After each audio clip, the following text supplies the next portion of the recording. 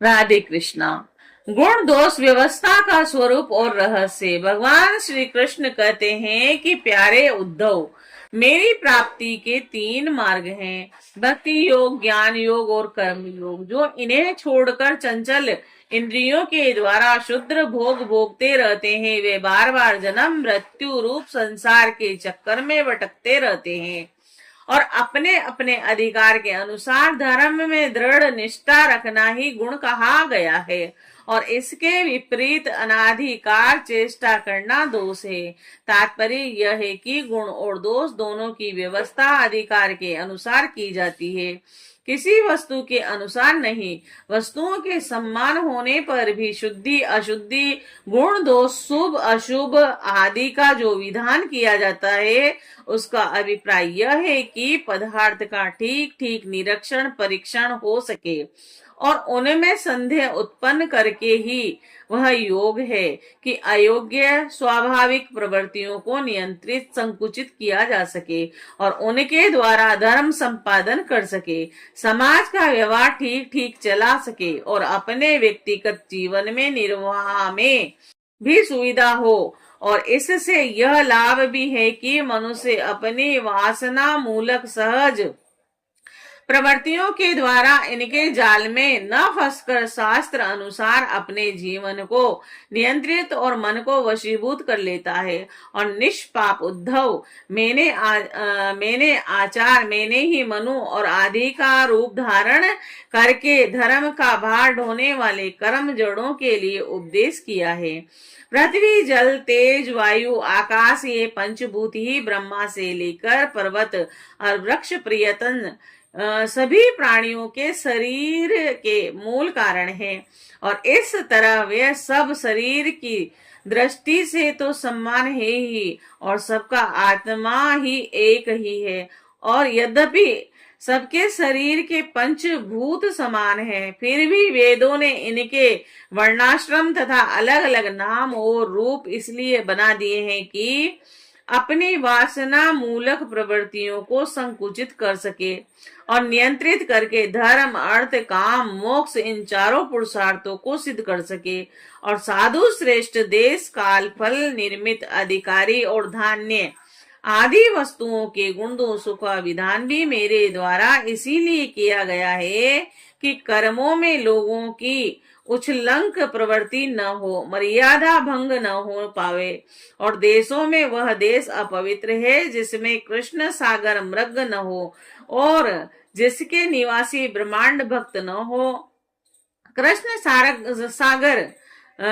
सार मृग के होने पर भी केवल उन प्रदेशों को छोड़कर जहां संत पुरुष रहते हैं कि कट देश अपवित्र ही है। संस्कार रहित और ऊसर आदि स्थान भी अपवित्र ही होते हैं और समय वही पवित्र है जिसमें कर्म करने योग्य सामग्री मिल सके तथा कर्म भी हो सके। और जिनमें कर्म करने की सामग्री न मिले, आगंतुक दोषों से अथवा स्वाभाविक दोषों के कारण जिनमें कर्म ही न हो सके, वह समय अशुद्ध है। पदार्थों की शुद्धि और अशुद्धि द्रव्य वचन संस्कार काल महत्व अथवा अल्प तत्व से भी होती है। और जैसे कोई पात्र जल से शुद्ध और मूत्र आदि से अशुद्ध हो जाता है और किसी वस्तु की शुद्धि अथवा अशुद्धि में शंका होने पर ब्राह्मणों के वचन से वह शुद्ध हो जाती है, अन्यथा शुद्ध रहती है। और पुष्प आदि जल छिड़कने से शुद्ध और सूंघने से अशुद्ध माने जाते हैं। तत्काल का पकाया हुआ अन्न शुद्ध और बासी अशुद्ध माना जाता है। बड़े सरोवरों और नदी आदि का जल शुद्ध और छोटे गड्ढों का अशुद्ध माना जाता है। और इसी प्रकार कर्म से समझ लेना चाहिए। शक्ति अशक्ति बुद्धि और वैभव के अनुसार भी पवित्रता और अपवित्रता की व्यवस्था होती है और उसमें भी स्थान और उपयोग करने वालों की आयु का विचार करते हुए ही शुद्ध वस्तुओं के व्यवहार का दोष ठीक तरह से आंका जाता है। जैसे धनी और दरिद्र, बलवान और निर्बल, बुद्धिमान और मूर्ख और उपद्रवपूर्ण और सुखद, देश और तरुण और वृद्धावस्था के भेद से शुद्धि की अशुद्धि की व्यवस्थाओं में अंतर पड़ जाता है। अनाज, लकड़ी, हाथी दांत आदि, हड्डी, सूत, मधु, नमक, तेल, घी आदि, रस, सोना, पारा आदि तेजस पदार्थ, चाम और घड़ा आदि मिट्टी के बने हुए पदार्थ समय पर अपने आप हवा लगने से, आग में जलाने से, मिट्टी लगाने से अथवा जल में धोने से शुद्ध हो जाते हैं। देश काल अथवा अवस्था के अनुसार कहीं जल, मिट्टी आदि शोधक सामग्रियों के सहयोग से शुद्धि करनी पड़ती है, तो कहीं कहीं एक से भी शुद्धि हो जाती है। और यदि किसी वस्तु में कोई अशुद्ध पदार्थ लग गया हो तो छिलने से या मिट्टी आदि मलने से, जब उस पदार्थ की गंध और लेप न रहे और वह वस्तु अपने पूर्व रूप में आ जाए, तब उसको शुद्ध समझना चाहिए। स्नान, दान, तपस्या, वय, सामर्थ्य, संस्कार, कर्म और मेरे स्मरण से चित्त की शुद्धि होती है और इसके द्वारा शुद्ध होकर ब्राह्मण, क्षत्रिय, वैश्य को विहित कर्मों का आचरण करना चाहिए। गुरु मुख से सुनकर भली भांति हृदय गम कर लेने से मंत्र की और मुझे समर्पित कर देने से कर्म की शुद्धि होती है। और इस प्रकार देश, काल, पदार्थ, कर्ता, मंत्र और कर्म इन छहों के शुद्ध होने से धर्म और अशुद्ध होने से अधर्म होता है। कई कई शास्त्र विधि से गुण दोष हो जाता है और दोष गुण जैसे ब्राह्मण के लिए संध्या वंदन, गायत्री जप आदि गुण है, परंतु शूद्र के लिए दोष है। और जो दूध आदि का व्यापार वैश्य के लिए विहित है, परंतु ब्राह्मण के लिए अत्यंत निषिद्ध है। एक ही वस्तु के विषय में किसी के लिए गुण और किसी के लिए दोष का विधान गुण और दोषों की वास्तविकता का खंडन कर देता है।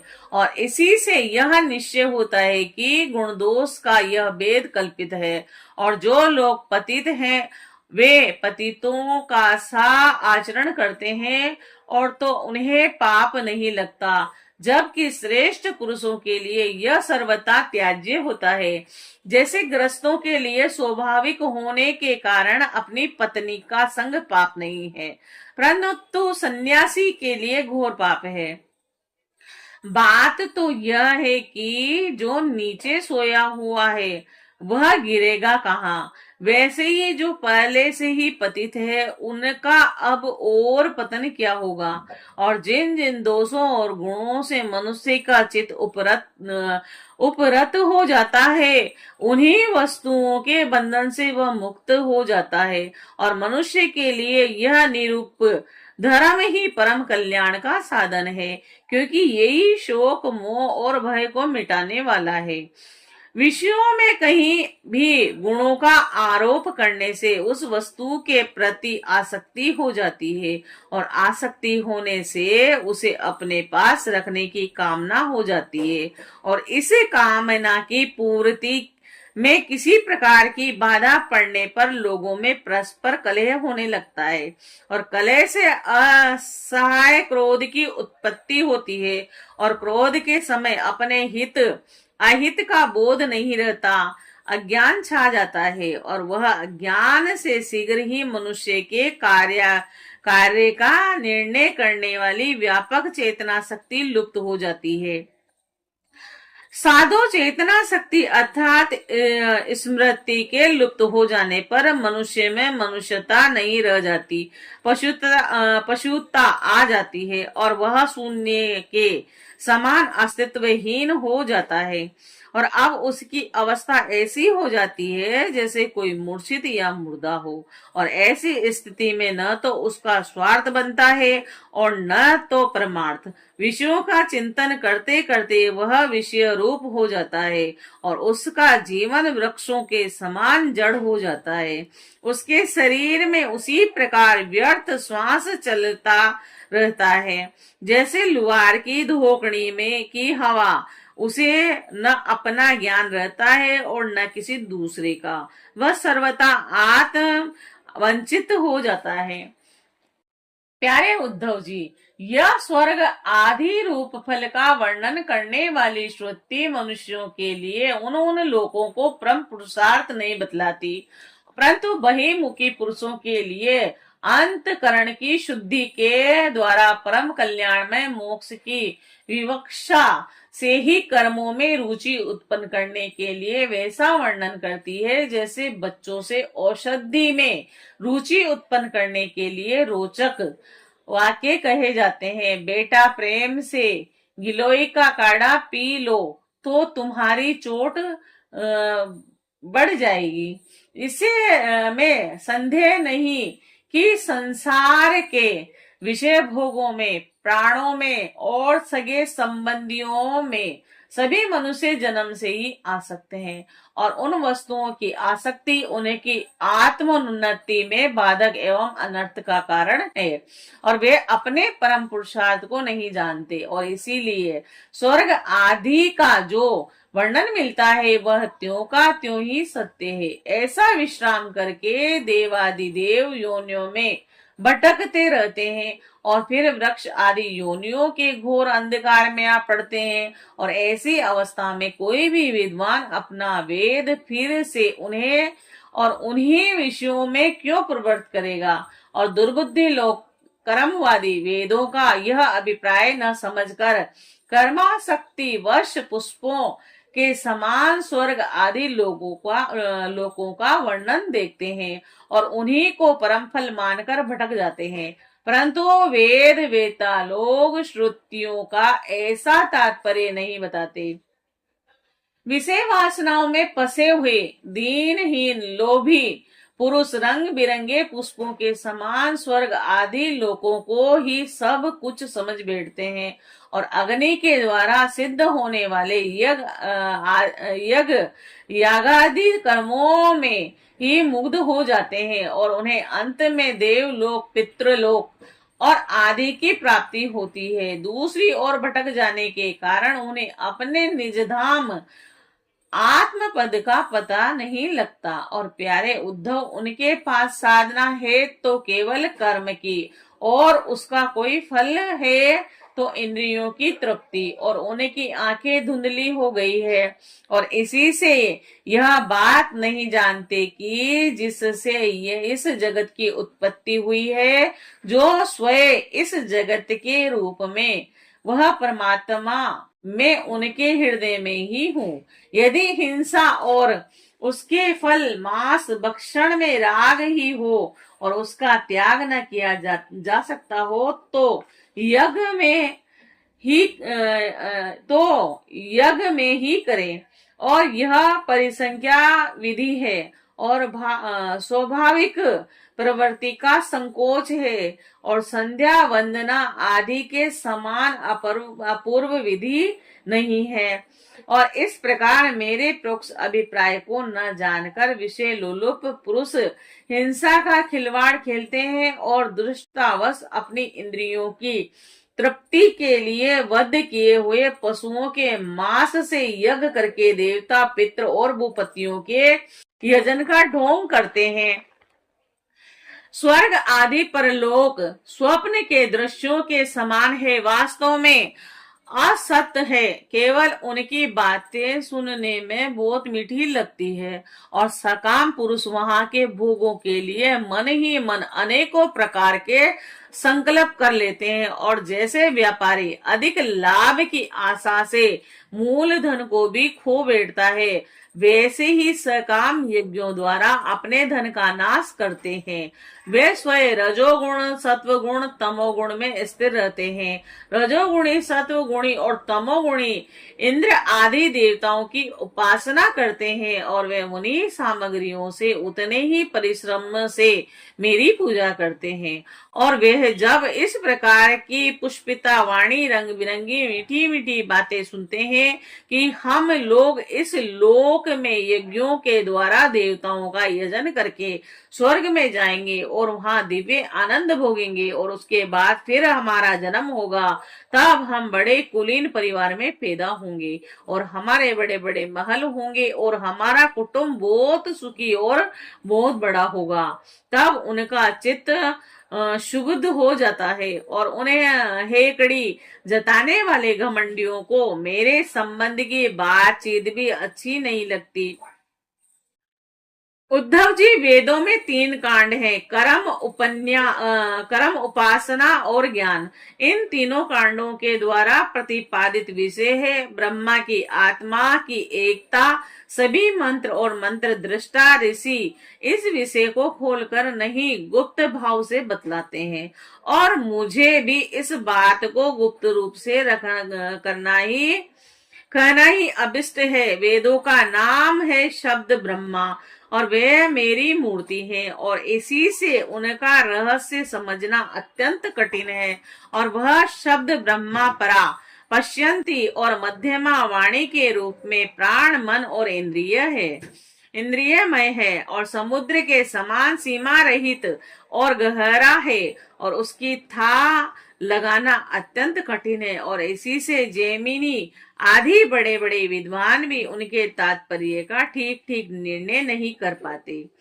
मैं अनंत शक्ति संपन्न एवं स्वयं अनंत ब्रह्मा हूँ। मैंने ही वेद वाणी का विस्तार किया।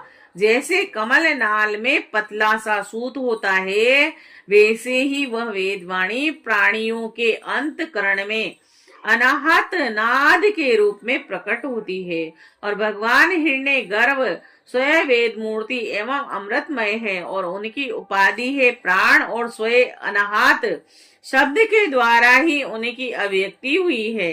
जैसे मकड़ी अपने हृदय में मुख द्वार जाला उगलती है और फिर निगल लेती है, वैसे ही वे स्पर्श आदि कारणों का संकल्प करने वाले मन रूप निर्मित कारण के द्वारा हृदय काश से अनंत अपार अनेकों मार्गों वाली वेखरी रूप वेद वाणी को स्वयं ही प्रकट करते हैं, और फिर उसे अपने में लीन कर लेते हैं।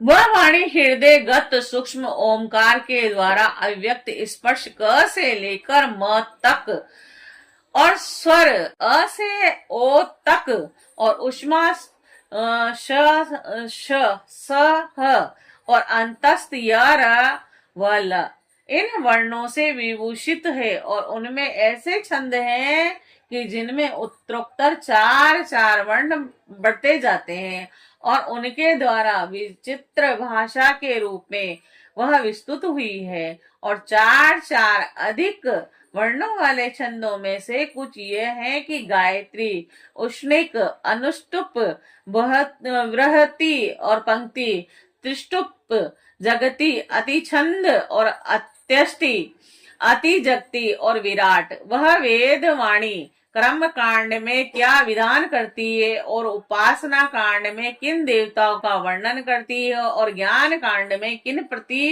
प्रतितिथियों का अनुवाद करके उनमें अनेकों प्रकार के विकल्प करती है।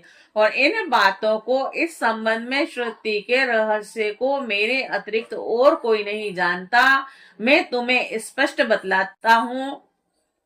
सभी श्रुतियां कर्म कांड में मेरा ही विधान करती है, उपासना कांड में उपास्य देवताओं के रूप में वह मेरा ही वर्णन करती है, ज्ञान कांड में आकाश आदि रूप में से मुझ में ही अन्य वस्तुओं का आरोप करके उनका निषेध कर देती है, और संपूर्ण श्रुतियों का बस इतना ही तात्पर्य है कि वह मेरा आश्रय लेकर मुझ में भेद का आरोप करती है, और माया मात्र कहकर उसका अनुवाद करती है, और अंत में सबका निषेध करके मुझ में ही शांत हो जाती है, और केवल अधिष्ठान रूप से ही शेष रह जाती है। जय श्री कृष्ण।